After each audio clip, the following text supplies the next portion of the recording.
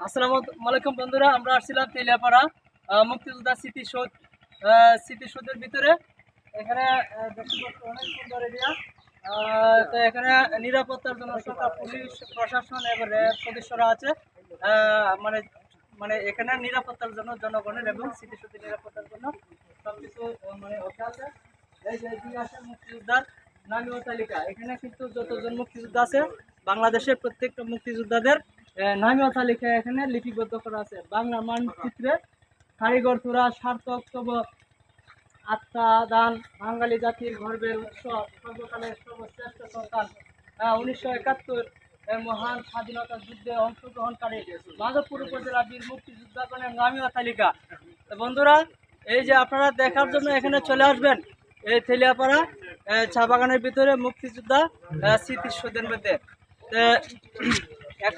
1971-এর স্বাধীনতা যারা দেশ স্বাধীন করতে গিয়া শহীদ হয়েছেন, আমরা অবশ্যই তাদেরকে আমরা ভুলব না। তো যাই হোক, আপনারা ভালো থাকবেন। আল্লাহ হাফেজ।